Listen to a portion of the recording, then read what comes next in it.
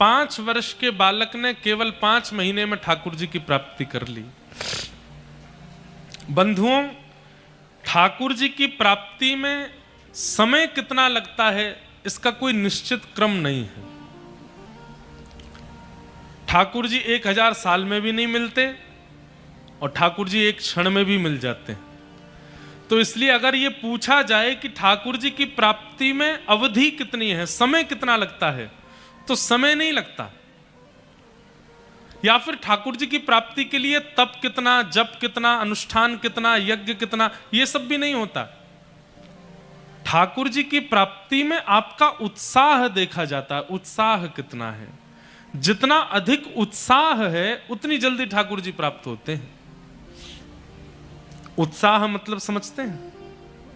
भगवत मिलन की व्याकुलता, विचलनता, तड़प, भगवत मिलन की तड़प कितनी है, उससे ठाकुर जी जल्दी मिलते हैं। आप विचलित नहीं हो, आप व्याकुल नहीं हो ठाकुर जी की प्राप्ति के लिए, तो ठाकुर जी नहीं मिलेंगे। भले आप कितने भी यज्ञ तप अनुष्ठान कर लीजिए, आपका व्याकुल होना बहुत अनिवार्य है। मिलो ठाकुर जी। हरि दर्शन की प्यासी अखियां, हरि दर्शन की प्यासी। स्वामी विवेकानंद जी को उनके परम गुरुदेव श्री रामकृष्ण परमहंस जी ने यही सिखाया। अपने गुरुदेव के पास जाके स्वामी विवेकानंद बोले, मुझे भगवान कब मिलेंगे? गुरुदेव बोले, माला करो। माला की, जल्दी जल्दी माला करके फिर आ गए। गुरुदेव, भगवान मैंने माला कर ली, भगवान कब मिलेंगे? 5 माला करो। 5 माला करी, 5 माला करके आए। गुरुदेव, भगवान मुझे भगवान कब मिलेंगे? 100 माला करो। 100 माला लगे, पूरे दिन लग गया महाराज। रात्रि में गए, गुरुदेव भगवान मुझे भगवान कब मिलेंगे? गुरुदेव भगवान बोले 1000 माला करो। रात भर बैठे रहे, आधा दिन निकल गया, थके हारे आए चरणों में, गुरुदेव मैंने 1000 माला भी करनी, भगवान कब मिलेंगे? रामकृष्ण परमहंस जी बोले, चलो मेरे साथ। लेकर के स्वामी विवेकानंद को लेकर के गए, बोले गंगा जी में डुबकी लगाओ। बोले फिर भगवान मिलेंगे? बोले हाँ मिलेंगे, डुबकी तो लगाओ। जैसे ही डुबकी लगाई, ऊपर से गुरुदेव भगवान ने सर दबा दिया भीतर। अब तो श्वास नहीं आवे, छटपटा में हाथ पैर मारे जोर जोर से। थोड़ी देर में जब गुरुदेव ने हाथ हटाया, स्वामी विवेकानंद बाहर आए। गुरुदेव आपने तो मेरे प्राण निकाल दिए होते, और मैं तो बस प्राण ही निकलने वाले थे। मैं कितना व्याकुल हो रहा था, श्वास नहीं आ रही थी मुझे। गुरुदेव बोले, जितने व्याकुल श्वास लेने के लिए हो रहे थे, इतने व्याकुल जब भगवत प्राप्ति के लिए हो गए तब मिलेंगे ठाकुर जी। व्याकुलता भगवत दर्शन कराती है। आप कितना भी जप करिए, कितना भी तप करिए, कितनी भी 3-4 बार नहाइए, दिन भर में पवित्र रहिए, इनसे भगवत दर्शन नहीं हो सकता। पुण्य मिल जाएगा, पवित्र हो जाओगे आप, श्रेष्ठताएं मिल जाएंगी, सिद्ध हो जाओगे आप।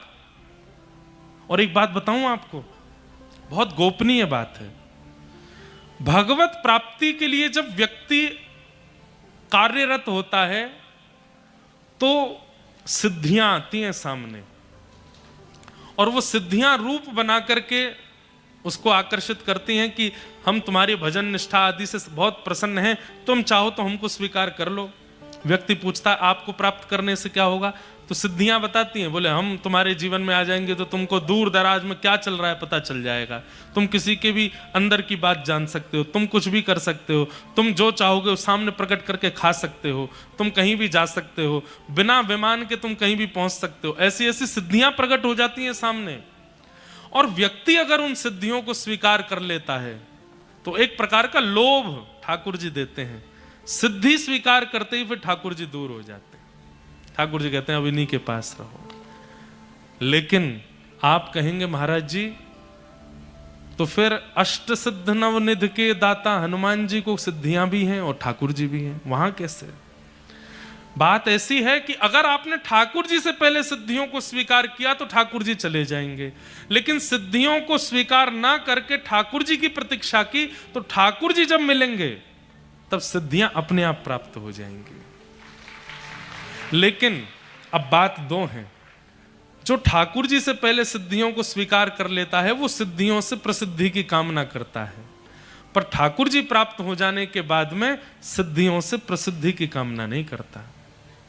आपको क्या लगता है हमारे ब्रज के कई बड़े बड़े संत जिनको आप जानते भी हैं, क्या उन पर सिद्धि नहीं है? बड़ी बड़ी सिद्धियां हैं, पर वे उन सिद्धियों का प्रयोग प्रचार और प्रसिद्धि के लिए करते ही नहीं है। उनकी सिद्धि केवल और केवल इतनी है कि वो आपको देखते ही पहचान जाएंगे कि आपको क्या समाधान चाहिए, और उस समाधान को वो एक प्रवचन की भूमिका में आपको बता देंगे, आपको समाधान मिल जाएगा। अरे ये तो हमारे मन की बात, हमारा जो प्रश्न था, हमारा जो संशय था, वो बता दिया इन्होंने। वास्तविकता ये है कि वो सिद्धि जो है वो स्वयं को छुपा करके रखती है, क्योंकि कृष्ण भक्ति है चित्त में।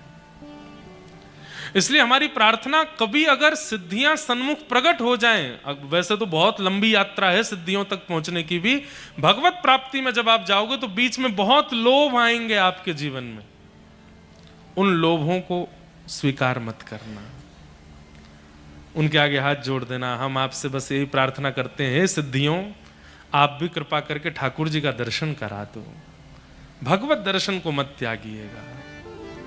हरि दर्शन की प्यासी अखियां, हरि दर्शन की प्यासी, देखो चाहत कमल नयन को, देखो चाहत कमल नयन को, निस दिन रहत उदासी अखियां, हरि दर्शन की प्यासी।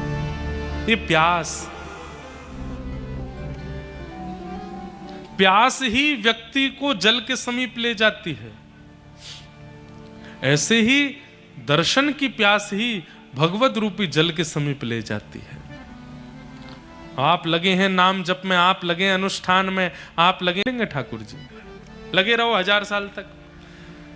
ध्रुव जी महाराज को 5 महीने में ठाकुर जी मिल गए, क्योंकि प्यास इतनी तीव्र थी भगवत दर्शन की। प्रकट होते ही ठाकुर जी ने अनुभव कराया। ध्रुव जी महाराज ने भगवान की स्तुति गाई, और स्तुति गा करके ठाकुर जी से केवल, अब देखो स्तुति में ध्रुव जी ने क्या मांगा भगवान से, कितनी सुंदर बात है। चरणों में प्रणाम करते हुए ध्रुव जी महाराज कहते हैं, हे भगवान, आप यदि मुझे कुछ देना चाहते हैं, एक ही वरदान दे दीजिए। बोले क्या चाहिए? हे नाथ, आपकी कथा के प्रति, आपकी कथा में मेरी अति रुचि हो जाए, ऐसी कृपा मुझ पर कर दीजिए। और रुचि भी कैसी? बोले व्यसनम भवाब्धिम नेश्ये भवद गुण। बहुत सुंदर श्लोक है। ध्रुव जी महाराज भगवान से प्रार्थना करते हुए कहते हैं कि हे नाथ, यदि आप मुझे देना चाहते हैं तो एक ही वरदान दे दीजिए। क्या? भक्ति मुह प्रवहता त्वयि में प्रसंगो, भूयादनंत महता ममलाशयानां, येनांजसोल्वणमुरुव्यसनं भवाब्धिं, निश्चे भवद्गुण कथामृतपान मत्त। मुझे व्यसन हो जाए आपकी कथा सुनने का, व्यसन। ध्रुव जी महाराज कहते हैं व्यसनी व्यक्ति बहुत अच्छा होता है। कैसे? बोले बात बात पे व्यसन करता है। किसी को व्यसन लग जाए तो कैसा रहता है वो व्यक्ति? चाय का व्यसन हो या कोई और व्यसन हो, चलो आज हम बहुत प्रसन्न हैं, चाय पी लेते हैं। आज तो बहुत दुखी है, क्या चाय बना दो भैया यार, तुम आज मौसम कितना अच्छा, चाय बना दो। आज मौसम बड़ा खराब हो रहा है, भैया थोड़ी चाय दे दो हमको। व्यसनी व्यक्ति बात बात पर अपने व्यसन को ही पूछता है। हम तो चाय की बात कर रहे हैं, और भी कई व्यसन है संसार में। व्यक्ति उन व्यसनों को ही करता है अपनी हर परिस्थिति में। अब जिसको पीला पानी पीने का शौक होता है वो क्या करता है, आज मेरे दोस्त की शादी है, आज तो पिएंगे,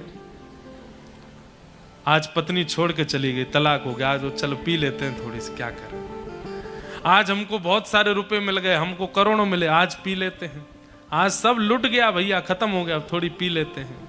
हर चीज में व्यसनी व्यसन करता है। यहां पर ध्रुव जी महाराज ने भक्ति को व्यसन के रूप में मांगा। बोले क्योंकि व्यसनी व्यक्ति बहुत अच्छा होता है, हर चीज में केवल व्यसन करता है। ऐसे ही मुझे भी आप कथा का व्यसनी बना दो, मेरे जीवन में कुछ भी हो मैं केवल कथा की ओर ही दौड़ूं। अच्छा लगे तो कथा सुनूं, बुरा लगे तो कथा सुनूं, सोने से पहले कथा सुनूं, उठते ही कथा सुनूं, कहीं जाऊं फिर कथा सुनूं। इसलिए व्यसनम भवाब्धिम। बंधुओं, भक्ति एक जैसी है, पर भक्ति का प्रस्तुतिकरण ठाकुर जी को आकर्षित करता है।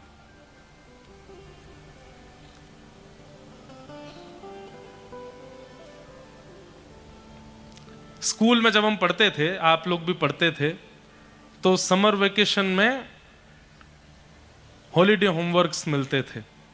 एक ही होमवर्क मिला है सब लोगों को, पर उस होमवर्क में भी, हॉलीडे होमवर्क में भी, उस प्रोजेक्ट में भी कुछ बच्चों को चुना जाता था जो श्रेष्ठ होते थे। क्यों? बड़ा नीट एंड क्लीन उन्होंने डायग्राम बनाया, बहुत बढ़िया से उसकी प्रेजेंटेशन की, बहुत अच्छे से उसको सजा धजा करके लेके आए।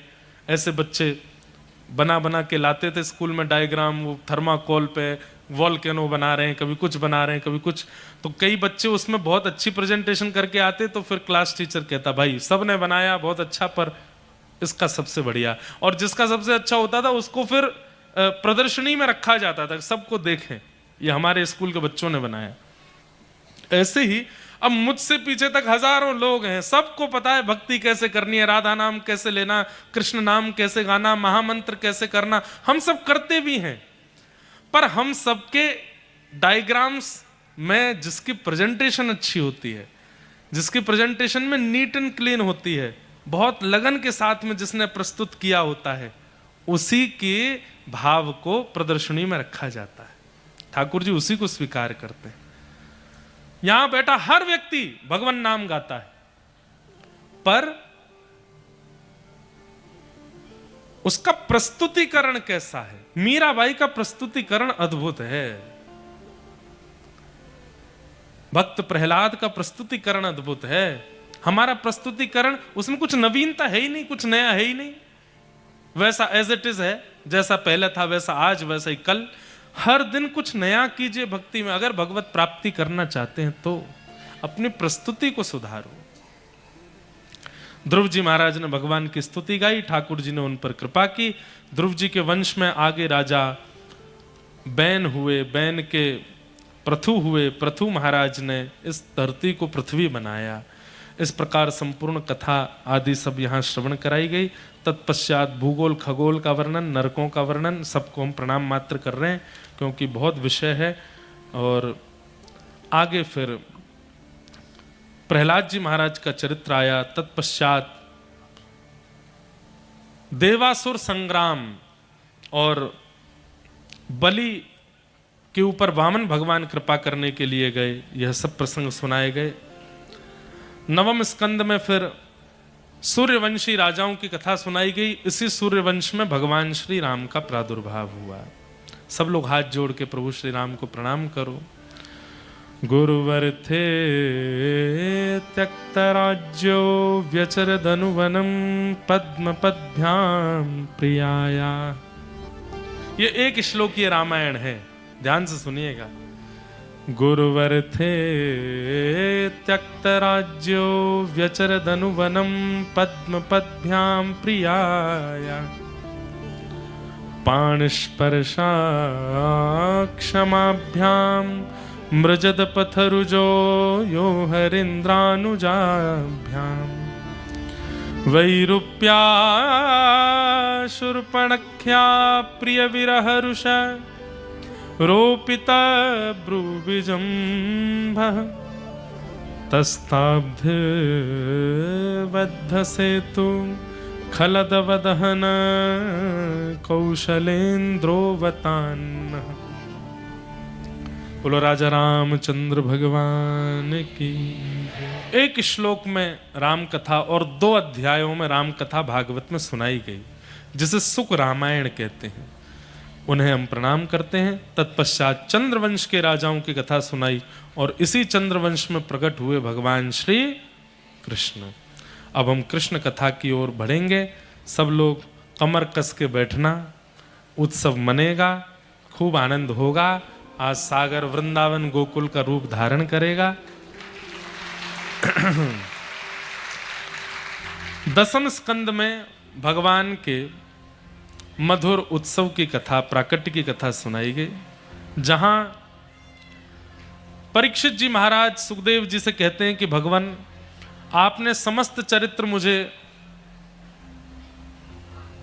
आगे देखो, यहां देखो, सब लोग बैठ जाओ, आपने सब चरित्र मुझे विस्तार से सुनाए, कृपा करके कृष्ण चरित्र मुझे अति विस्तार से सुनाइएगा।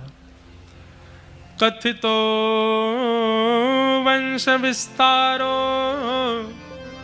भवता सोम सूर्ययो राज्ञां चोभय वंश्यानां चरितं परमाद्भुतम्। आप मुझे कृष्ण लीला विस्तार से सुनाइए, क्योंकि सुखदेव जी ने परीक्षा ली। क्या? 2 श्लोकों में पूरी कृष्ण कथा सुना दी और कृष्ण कथा सुना करके विश्राम हो गए।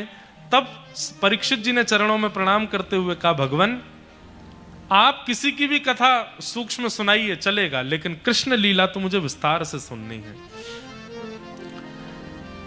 सुखदेव जी महाराज कहते हैं, 4 दिन हो गए तुम्हें बैठे बैठे, कुछ खा लो, कुछ पी लो, थोड़ा टहल लो, थोड़ा आराम कर लो। 4 दिन से अनवरत कथा सुन रहे हो, थक गए होंगे।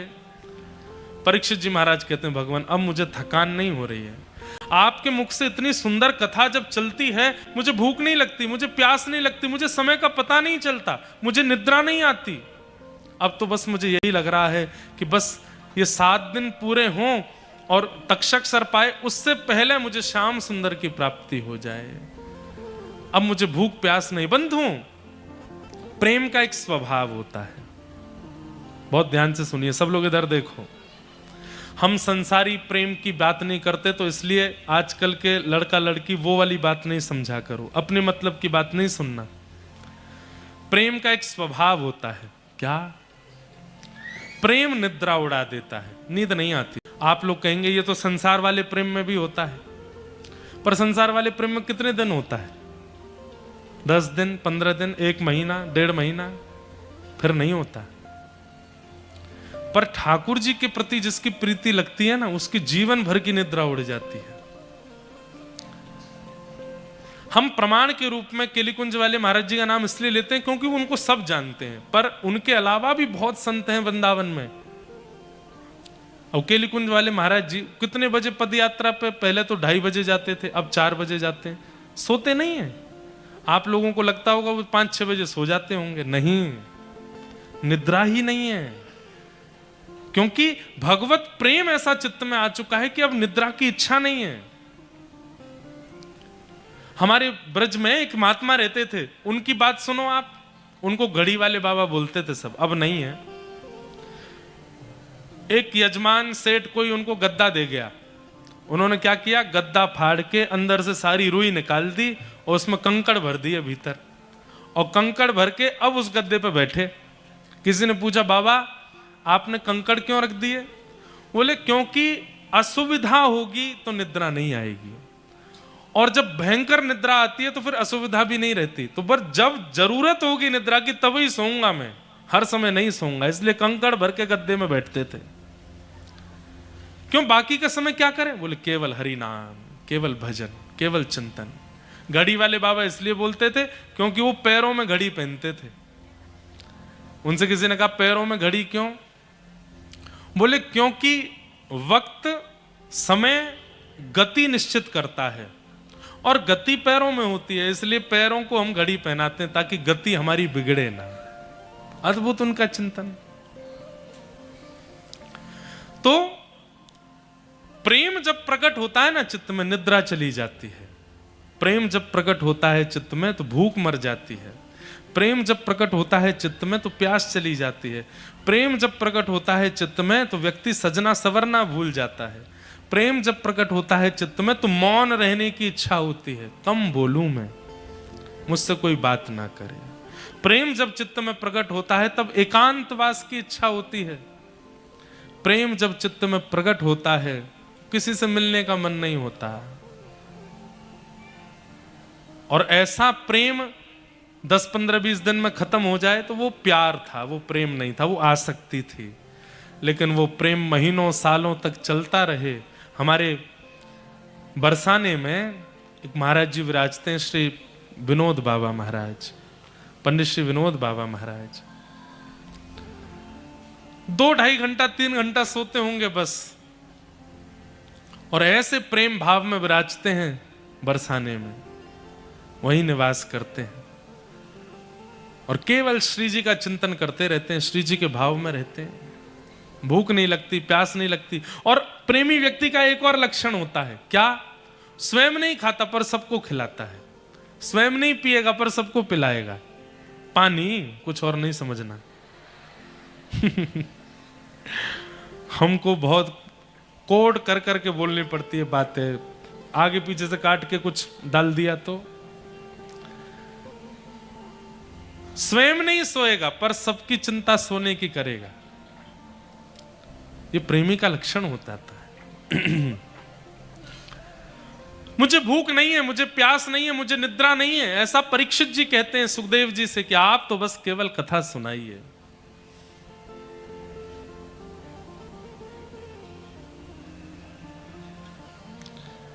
मेरे को शेर और शायरी आती तो नहीं है, पर एक शेर मुझे थोड़ा थोड़ा आ रहा है मन में।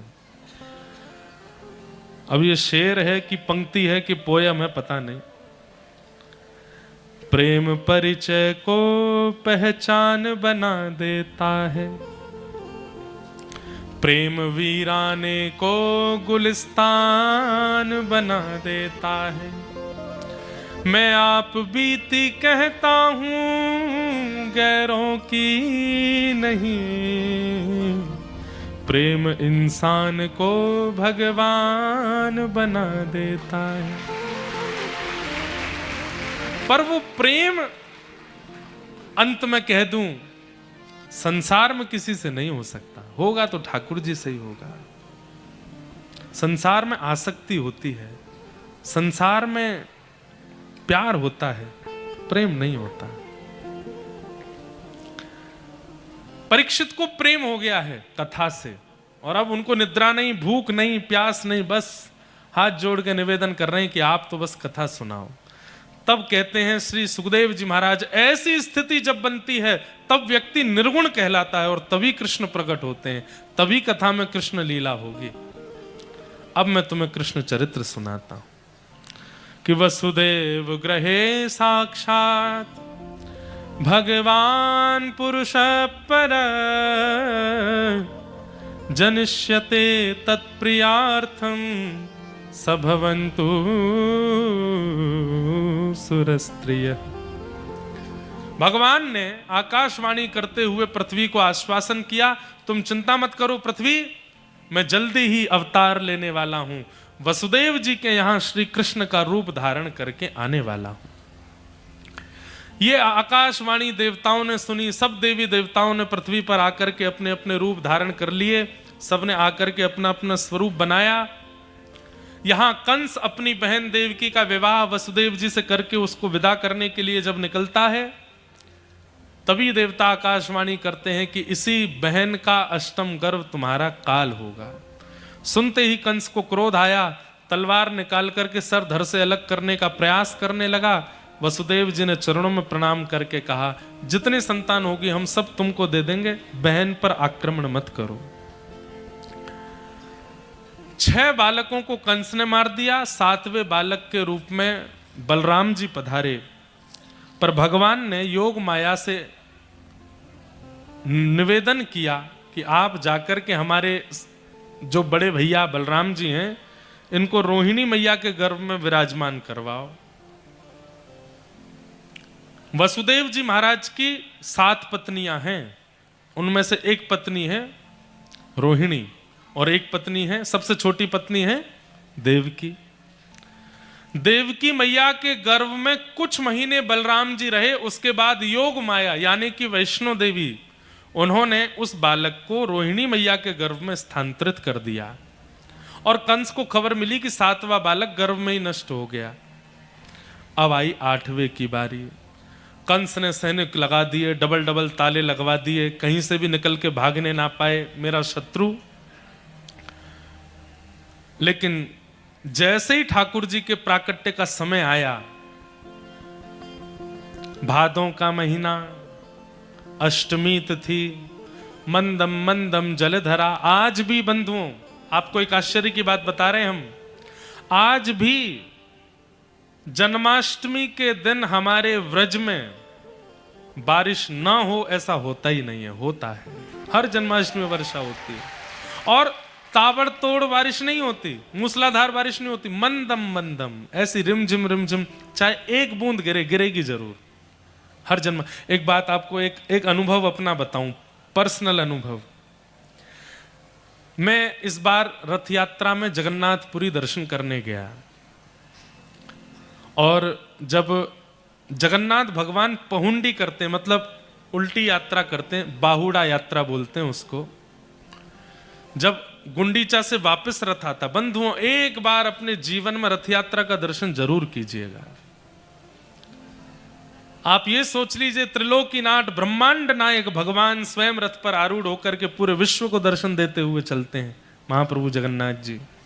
एक बार अपने जीवित अवस्था में, प्राण निकले उससे पहले, महाप्रभु जगन्नाथ जी को नंदी घोष, उनके रथ का नाम है नंदी घोष, उस रथ पर दर्शन जरूर कीजिए। उसका कितना पुण्य बताया गया। और उससे भी ज्यादा पुण्य महाप्रभु जगन्नाथ जी रथ से चल करके जहां जाते हैं गुंडीचा, वहां दर्शन करने का पुण्य तो उसका तो वर्णन ही नहीं कर सकते, कितना पुण्य है। तो इस बार मैं दर्शन करने के लिए गया,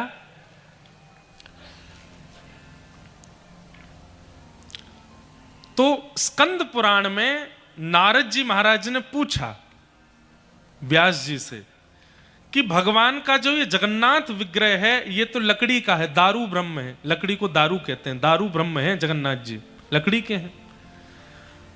लोग ये विश्वास कैसे करेंगे कि ये साक्षात परमात्मा है?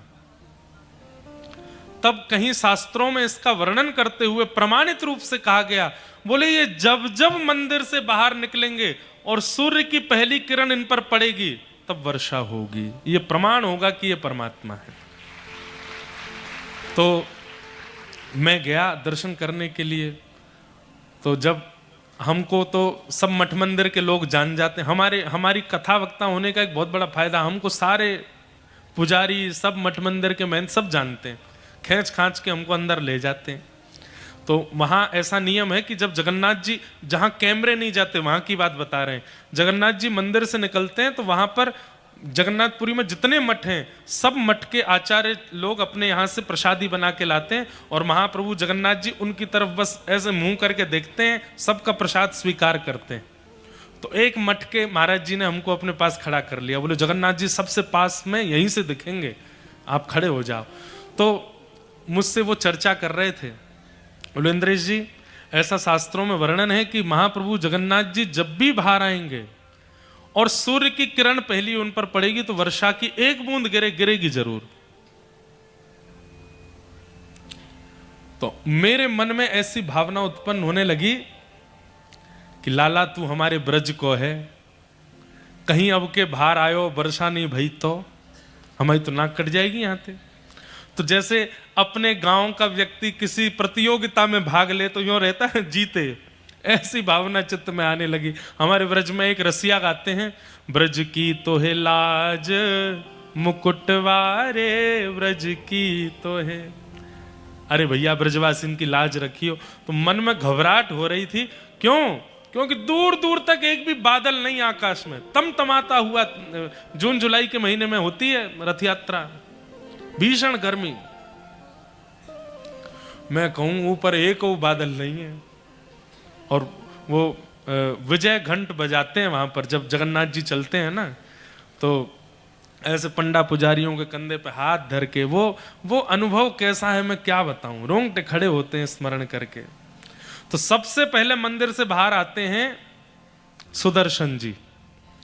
सुदर्शन जी बाहर आए, उसके बाद आती हैं सुभद्रा जी, और फिर आते हैं बलराम जी। और तीनों निकल के चले गए, वर्षा नहीं भाई। अब आई जगन्नाथ जी की बारी, और जगन्नाथ जी जब आते हैं तब भीड़ भी बहुत हो जाती है। और मैं कहूँ एक और बादल नहीं है, एक और बादल नहीं है। अब मुझे बादलों की चिंता ज्यादा कि बरसे को तो सही, ये प्रमाणित होना चाहिए कि ये परमात्मा है। जैसे ही महाप्रभु जगन्नाथ जी निकल करके बाहर आए और प्रथम किरण सूर्य की पड़ी, ना जाने कहां से एक बादल आया घूमता हुआ, तुरंत वर्षा हुई वहां पर। और जैसे ही रिमझिम वर्षा गिरी है, और फिर जो नृत्य मेरे को हो रहा था अंदर ही अंदर, मैंने कहा वाह लाला तू सांचो देवता है, तेने प्रमाणित कर दियो।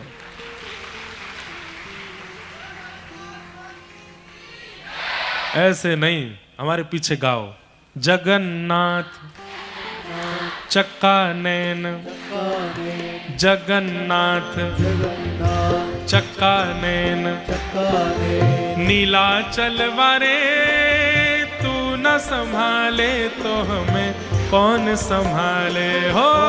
तू न संभाले तो हमें कौन संभाले, तू न संभाले तो हमें कौन संभाले। गाइए भाव से, हे जगन्नाथ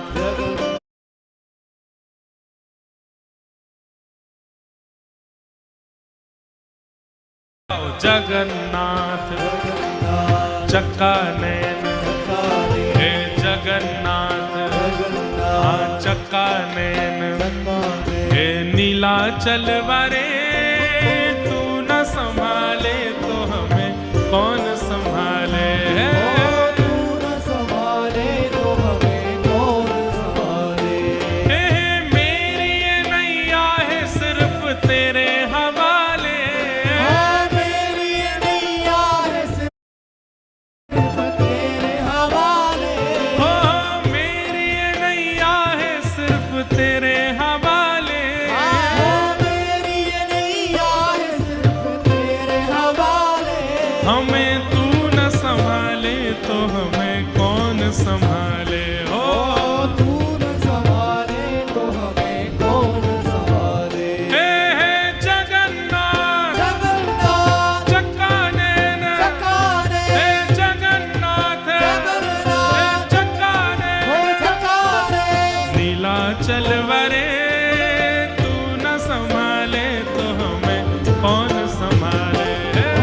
तू न संभाले तो हमें कौन संभाले, तू न संभाले तो हमें, हे जगन्नाथ चक्का नैन, हे जगन्नाथ हे चक्का नैन, ओ जगन्नाथ चक्का नैन, हे जगन्नाथ हे चक्का नैन, हे जगन्नाथ हे चक्का नैन, नीलाचल वारे तू न संभाले तो हमें कौन संभाले हो। तू न संभाले तो हमें कौन संभाले, हे जगन्नाथ स्वामी मेरे नैनों के तारे, जगन्नाथ स्वामी मेरे नैनों के तारे, हे जगन्नाथ स्वामी मेरे नैनों के तारे, जगन्नाथ स्वामी मेरे नैनों के तारे। ओ मेरे बिगड़े काज स्वामी आप संभाले हो।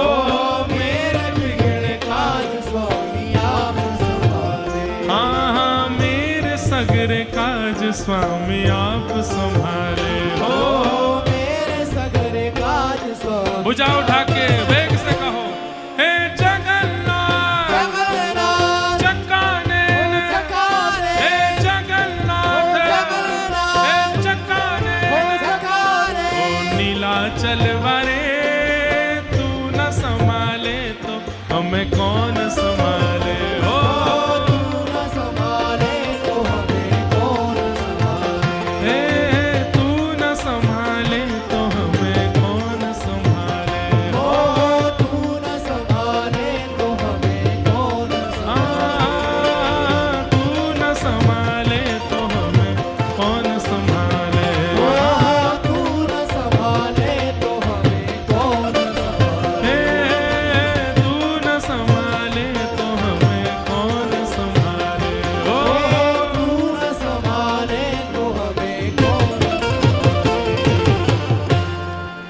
बजाओ। श्री जगन्नाथ महाप्रभु की।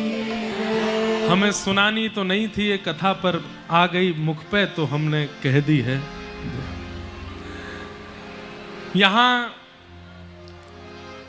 8वीं संतान के रूप में श्री ठाकुर जी पधारे, भगवान का प्रादुर्भाव हुआ है। सब सो रहे हैं गहरी निद्रा में। हाथ जोड़ करके सब लोग प्रणाम करो।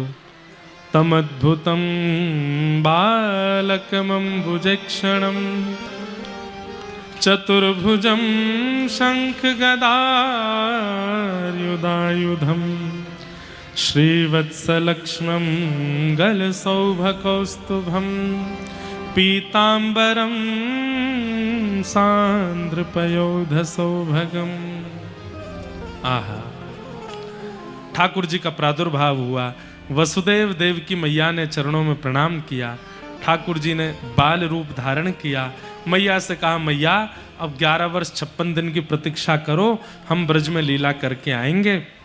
दाऊ दादा ने श्री वसुदेव जी महाराज ने जैसे ही ठाकुर जी को अपनी गोद में लिया, हथकड़ियां खुल गईं, बेड़ियां खुल गईं। मतलब क्या है, व्यक्ति कितने भी बंधनों में हो, ठाकुर जी का स्पर्श पाते ही सारे बंधन छूट जाते हैं। सब ताले खुलने लगे, सारे दरबान सो गए और श्री वसुदेव जी महाराज अर्धरात्रि में इतनी कड़ी सुरक्षा होने के बाद भी ठाकुर जी को लेकर के गोकुल जा रहे हैं। मार्ग में अनेक रुकावटें आईं, पर सबको पार करते हुए ठाकुर जी को लेकर के वसुदेव जी गोकुल पहुंचे। यशोदा मैया गहरी निद्रा में सोई है, पूरा गोकुल भी गहरी निद्रा में है। चुपके से वसुदेव जी नंद भवन में प्रवेश कर गए। वहां जाकर के यशोदा मैया के बगल में सोई लाली को उठा के गोद में रखा और लाला को सुवाए करके वापस मथुरा आ गए। कंस की निद्रा खुली। अब देखो ये भी बात है, लाला कौन थे? ठाकुर जी। और वो लाली कौन थी? माया। माया को वापस पकड़ते ही कंस भी जग गया, दरबान भी जग गए, हथकड़ी बेड़ियां भी लग गई। माया का आश्रय जब व्यक्ति लगता है, पुनः बंधन की ओर जाता है, और भगवत आश्रय जब लेता है तो बंधन मुक्त हो जाता है। कंस ने उस बालिका को जैसे ही पृथ्वी पर पटका, अष्टभुजी देवी भद्रकाली का रूप धारण करके आकाश में प्रकट हो गई। अरे दुष्ट कंस, इतने बालकों की हत्या तूने की अपने शत्रु को मारने के लिए, पर फिर भी तेरे शत्रु ने तो व्रजमंडल में जन्म ले लिया। तू बच नहीं पाएगा, वो आएंगे तुझे मारने। कंस ने कहा, व्रजमंडल में कहां जन्म लिया है, एग्जैक्ट लोकेशन बता दो। देवी बोली, ये नहीं बताऊंगी, अब तो बस तू प्रतीक्षा कर उनके आगमन का। यहां कंस ने राक्षसों की मंडली बुलाई और राक्षसों ने आकर के, अभी रुक जाओ, ने कोई कीर्तन शुरू हो तब लई हो। इधर देखो, कुछ नहीं है, सांप हैं।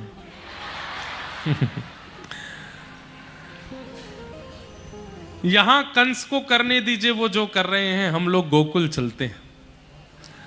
नंद बाबा 80 वर्ष के है गए, पर लाला नाए भयो। लेकिन अब की बार सब ब्रजवासी ने बाबा को आशीष दियो, बाबा तुम तो अच्छे थे, ब्रजवासी को घुटवाए दो, अब की बार लाला ही होएगो। ब्रजवासी ब्राह्मण गैयान की ऐसी सेवा करी नंद बाबा ने। आहा, आज की तिथि है कि आज लाला को होना है। लाली होगी कि लाला पतोना है।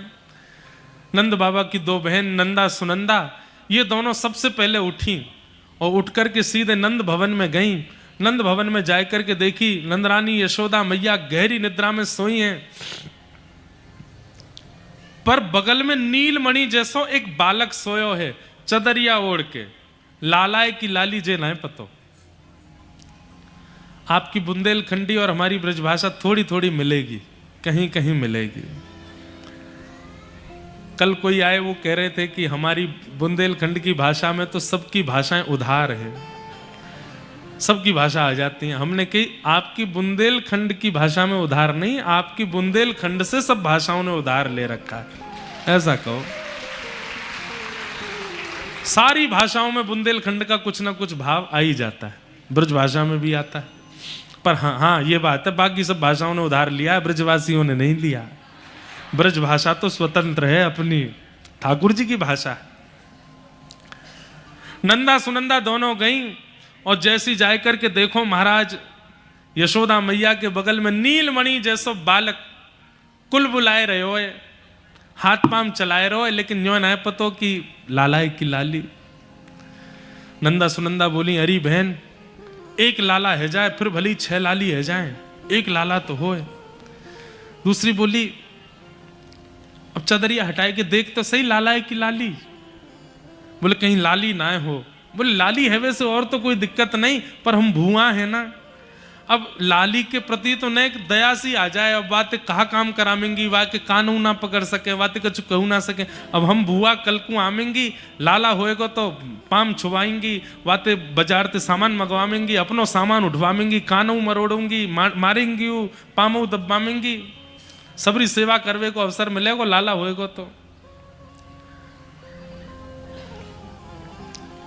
21 बार हरिशरणम को जाप कियो, हरिशरणम हरिशरणम हरिशरणम। और जैसे ही महाराज चदरिया हटाई है, चदरिया हटाती है गया है गया है गया है गया है गया है गया है गया है गया।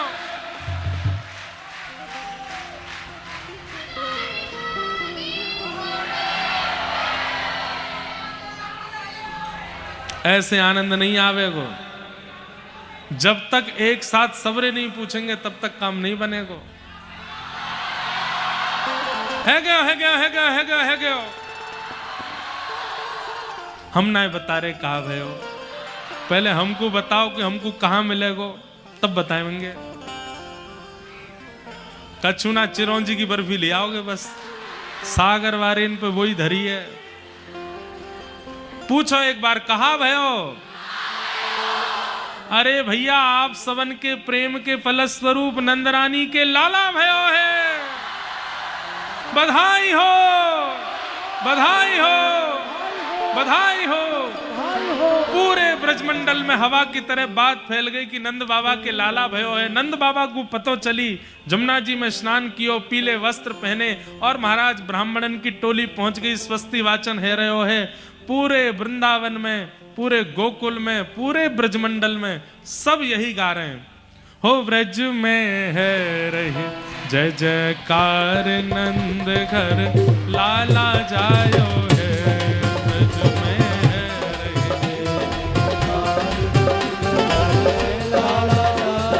हाँ ब्रज में है रही जय जयकार नंद घर लाला जायो है। ब्रज में है रही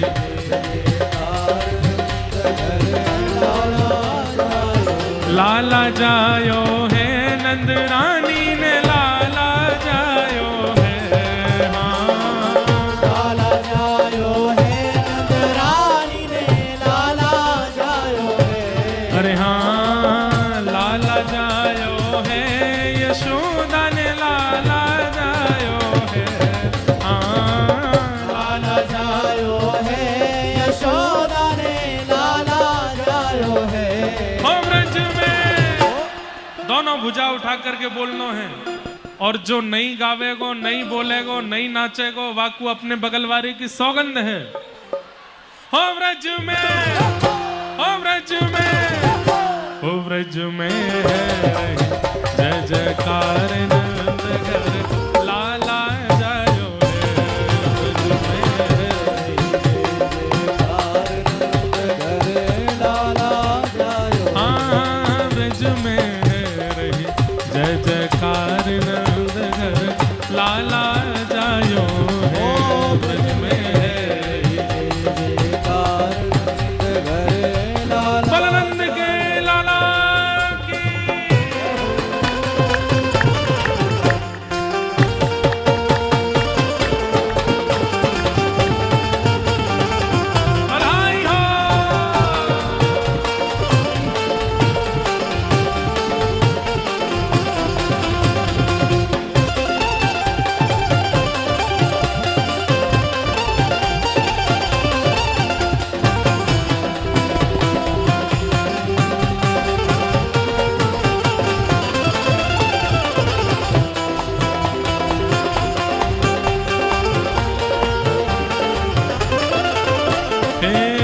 चौरासी कोस में भैया, ब्रज 84 कोस में भैया, ब्रज 84 कोस में भैया, ब्रज 84 कोस में भैया, सब कहे धन्य यशोदा मैया, सब कहे धन्य यशोदा मैया, सब कहे धन्य यशोदा मैया, सब कहे धन्य यशोदा हे यशोदा मैया, यशोदा यशोदा मैया, यशोदा मैया, सब कहे धन्य यशोदा मैया, सब कहे धन्य यशोदा मैया, 80 साल की आयु में सुत ऐसो जायो है, हाँ 80 साल की आयु में सुत ऐसो जायो है, हे व्रज में, ओ व्रज में जो जय हो नहीं बोलेगो, जो जय हो नहीं बोलेगो वाकू बगल वाले की सौगंध है। ओ व्रज में, ओ व्रज में, ओ व्रज में रे जय जयकार लाला जायो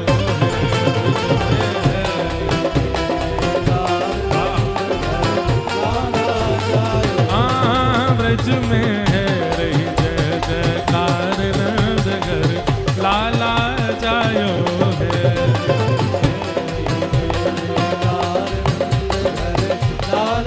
श्री राधा रमण लाल की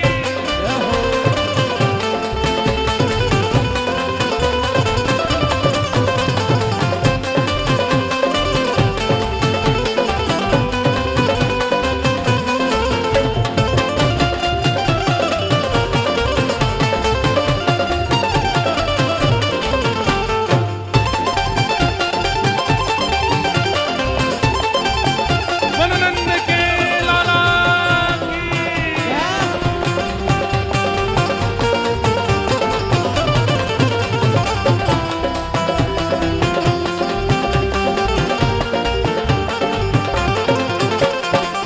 यूथ के यूथ नंद घर आवे, यूथ के यूथ घर आवे, देखो एक बात हमारी सुनो सब लोग, पहले बधाई हो।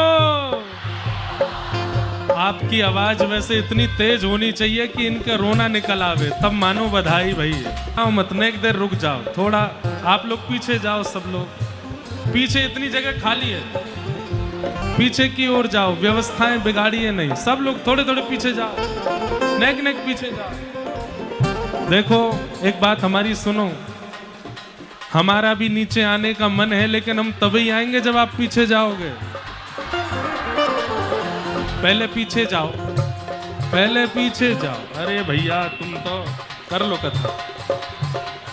यूथ के यूथ नंद घर आवे, घर आवे, ग्वाल बाल सब हिल मिल गावे, बाल बाल सब हिल मिल गावे, ओ सब हिल मिल गावे, सब हिल मिल गावे। यूथ के यूथ नंद घर आवे, यूथ के यूथ घर आवे, ग्वाल बाल सब हिल मिल गावे, बाल सब हिल मिल गावे, ब्रह्मानंद समान आज सुख